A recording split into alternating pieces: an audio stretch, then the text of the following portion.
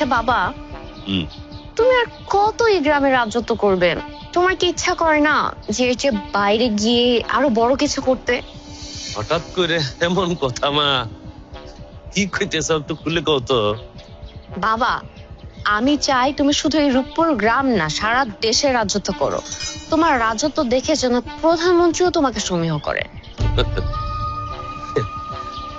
এইটা কি মুখের কথা মা? হ্যাঁ, আমি থাকি গ্রামে গঞ্জে, হ্যাঁ, প্রধানমন্ত্রী আমার সমীহ করবো কেমনে?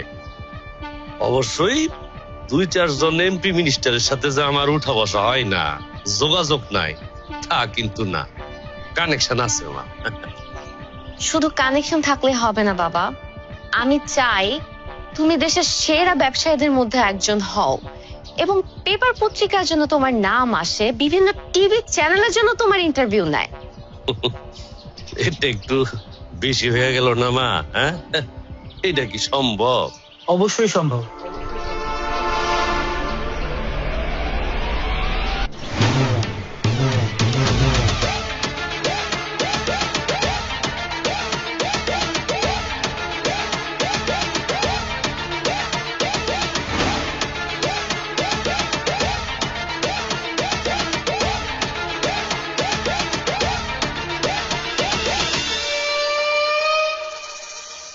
এই হারামজাদা, তুই এখানে কি করিস?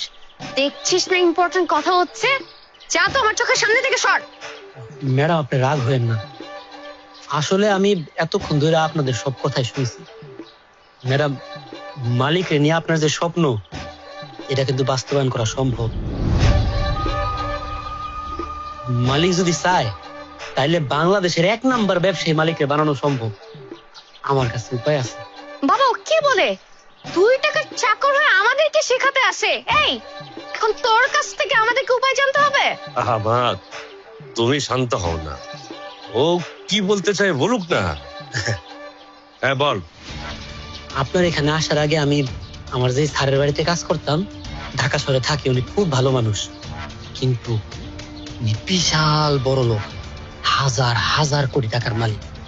আমি উনারে কোনো বাংলাদেশি মানুষের সাথে ব্যবসা করতেই দেখি না। উনার সাথে ব্যবসা করতে আসতো রাশিয়ান, আমেরিকান, আফ্রিকান, এরপর মিডল ইস্ট থেকে মানুষজন আসতো। নানান দেশ থেকে নানান রোগের মানুষজন এসে আমার সাথে মিটিং করতো। আমি 2-1টা মিটিং এর কথাবার্তা শুনছি। আমার ওই স্যার এই বাংলাদেশের শেয়ার বাজারের মধ্যে কি জানি গেম খেলতো, 1 কোটি টাকা ঢুকাইয়া 10 কোটি টাকা লাভ করতো অল্প কয়েকদিনের মধ্যে। ও বুঝছি, ও শেয়ার বাজার, হ্যাঁ, ইনভেস্টমেন্ট। কিন্তু আমার দ্বারা তার ওইসব সম্ভব না, ওই সমস্ত লোকজন তো আমি চিনি না। আমি থাকতে আপনি এটা লয়ে টেনশন করতেছেন? আমি কাজের মানুষ, একটা ছোট মানুষ, ঠিক আছে? আমার ওই স্যার অনেক আদর করতো, অনেক স্নেহ করতো। আপনি বললে আপনার হয়ে আমি ওনার সাথে কথা বলবো। আমি নিশ্চিত উনি আমার কথা ফালাইতে পারবো।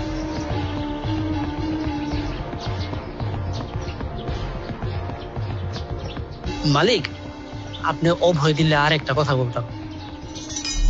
আমি বুঝতে পারতেছি আমি সামান্য একজন কাজের লোক, আপনার বাড়িতে বেশি দিন হয় নাই আসছি। আমি হুট করে আইসা এইসব শেয়ার বাজারের কথাবার্তা আপনাকে বলতেছি, এটা একটু সন্দেহজনক লাগাটা স্বাভাবিক।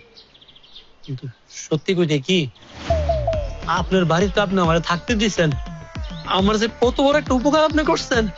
আমার খুব ইচ্ছা কোনোভাবে আপনার একটা সাহায্য করে আমি যদি আমার কৃতজ্ঞতা একটু প্রকাশ করতাম পারি।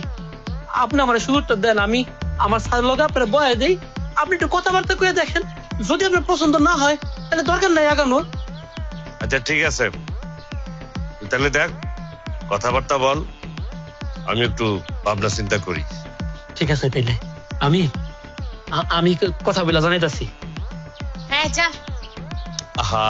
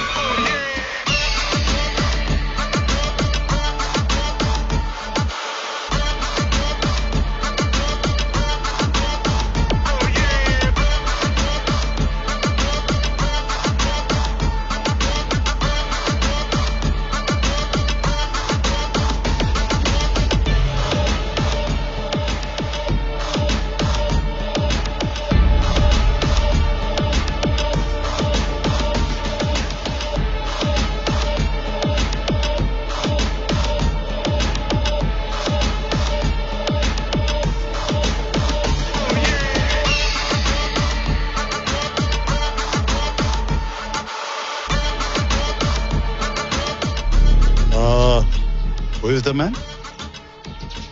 স্যার আমি Oh. তো বলুন। স্যার আমার কাছে কিছু ক্যাশ টাকা ছিল আর কি, বলতে পারেন অবৈধ টাকা। You Mr. শিকদার। শিকদার। টাকার গায়ে বৈধ কিংবা অবৈধ লেখা থাকে। ওটাকে প্রপার ইউটিলাইজ করলে সবই বৈধ। জি স্যার, আমিও তাই বলি। আমি চাইতেছিলাম ওই টাকাটা কাজে লাগে স্যার, টাকা দিয়ে টাকা বানাই। আপনি ইনভেস্ট করতে চান তো লিকুইড কত আছে? 50 লাখ টাকা স্যার। হোয়াট? তুমি তাকে আমার সম্পর্কে বলনি? 50 লাখ টাকা দিয়ে আমার সাথে বিজনেস ডিল করবে? তুমি এই ডিলের জন্য আমাকে ঢাকা থেকে টেনে নিয়ে আসছো?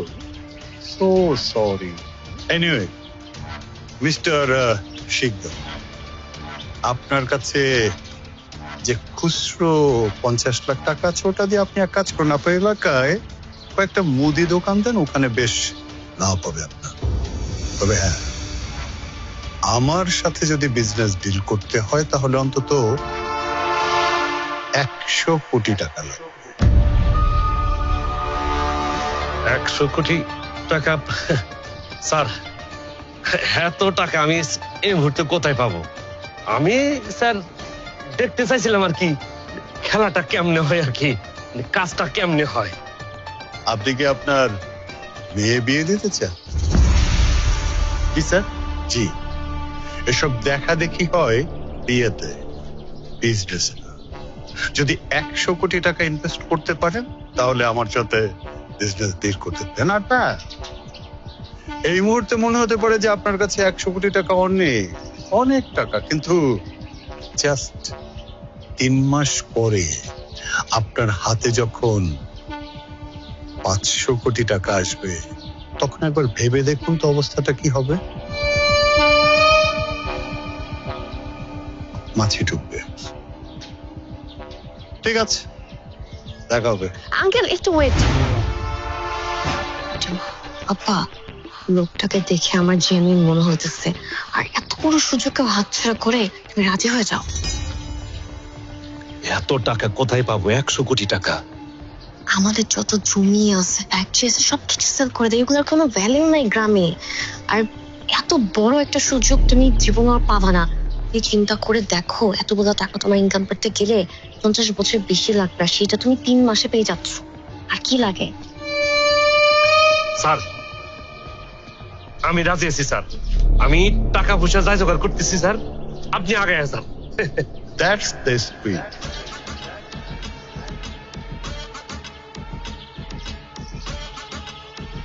Best of luck. আসসালামু আলাইকুম স্যার।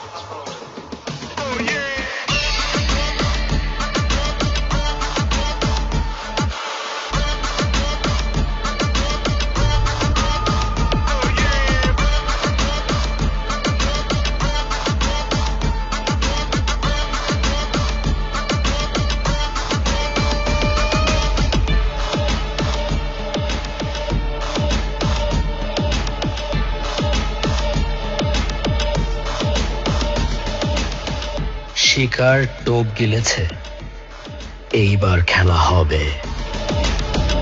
আজকে আমি খুব করে চাই ওই নরক পিশাচের পাপের সাম্রাজ্য যেন ধ্বংস হয়ে যায়। যে পাপীরা টাকার জোরে তোমার ছেলেকে এতিম করেছে, তোমাকে বিধবা করেছে, সেই পাপীদের পাপের সাম্রাজ্য গুড়িয়ে দিতে যাচ্ছে তোমার দুর্জয়। এই লাগে যে স্যার 50 কোটি টাকা আছে, আর এখানে আমার সমস্ত জমি জামা ফ্যাক্টরি যা কিছু আছে সব ডকুমেন্ট এখানে আছে, কাগজপত্র এখানে আছে। দলিলপত্র দিয়ে দেয়া কি ঠিক হলো? আর আমাদের কাছে তো কোনো প্রমাণও নেই। লোকটা যদি আমাদের টাকাগুলো মেরে দেয়, আমরা তো অনেক বিপদে পড়ে যাবো, আমরা তো একদম পথে বসে যাবো।